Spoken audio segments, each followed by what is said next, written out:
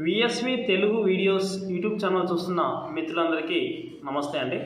క్రితం వీడియోలో మనము తెలంగాణ 10వ తరగతి ఉపవాచకంలోని రామాయణం కాండలు చదువుకుంటున్నాం. కిష్కింధ కాండంలో భాగంగా 2 భాగాల్ని మనం చదువుకొని ఉన్నాం. ఈరోజు 3వ భాగం చదువుకుందాం. అయితే వాలి జీవితాధ్యాయం ముగిసింది అనేంతవరకు చదువుకున్నాం. వాలి చనిపోయాడు. వాలి సుగ్రీవునికి తన రాజ్య భారాన్ని అప్పచెప్పి తన కన్నుమూస్తాడు. తర్వాత ఏం జరిగిందో ఈ వీడియోలో మనం తెలుసుకోబోతున్నాం. సుగ్రీవ హనుమదాదులు శ్రీరాముని దగ్గరికి వచ్చారు.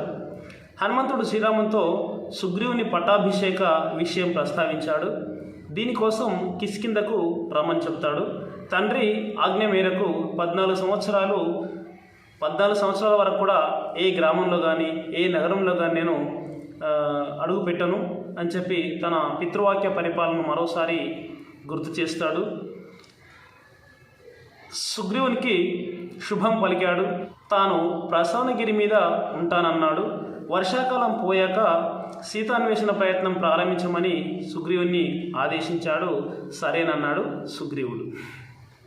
ఇక కిష్కింధకు రాజుగా సుగ్రీవుడు, యువరాజుగా అంగదుడు పట్టాభిషేకం చేసుకున్నారు.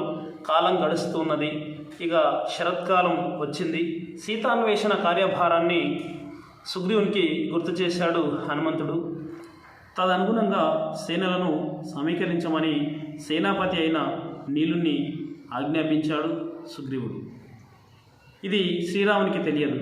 లక్ష్మణుడిని పిలిచి సుగ్రీవుని దగ్గరికి వెళ్ళి రమ్మన్నాడు. లక్ష్మణుడు కిష్కింధకు పయనమయ్యాడు. సుగ్రీవుడు రాజభోగాలు అనుభవిస్తూ ఉన్నాడు. సీతాదేవి ఎడబాటు వల్ల నిలువున నీరు గారుతున్న అన్నగారు నిర్లక్ష్యంతో సుగ్రీవుడు లక్ష్మణునికి విపరీతమైన కోపం వచ్చింది. అతని ఆగ్రహం కట్టలు తెంచుకుంది. బుసలు కొడుతున్నాడు. అతని ముందుకు రావడానికి ఎవరికి కాలాడడం లేదు. వానరులు మంత్రులే కాదు, సుగ్రీవుడి పరిస్థితి అంతే. మందిర ద్వారం దగ్గరికి వచ్చిన లక్ష్మణుడితో మాట్లాడడానికి తార వెళ్ళింది. స్త్రీల పట్ల కోపం ప్రదర్శించకూడదని శాంతించాడు లక్ష్మణుడు. సుగ్రీవుడు సీతాన్వేషణకు శ్రీకారం చుట్టాడని తార లక్ష్మణునికి తెలిపింది. అంతఃపురంలో ఉన్న సుగ్రీవుణ్ణి కలిశాడు లక్ష్మణుడు. శ్రీరాముని దయ వల్లనే తాను ఈ స్థితిలో ఉన్నానని కృతజ్ఞత ప్రకటించాడు సుగ్రీవుడు. మహాపరాక్రమశాలి శ్రీరామునికి తన సహాయం నిమిత్త మాత్రమేనన్నాడు. తన వైపు నుంచి ఏదైనా తప్పు జరిగితే మన్నించమన్నాడు. లక్ష్మణుడు శాంతించాడు. తన అన్నగారి దగ్గరికి సుగ్రీవుణ్ణి రమ్మన్నాడు.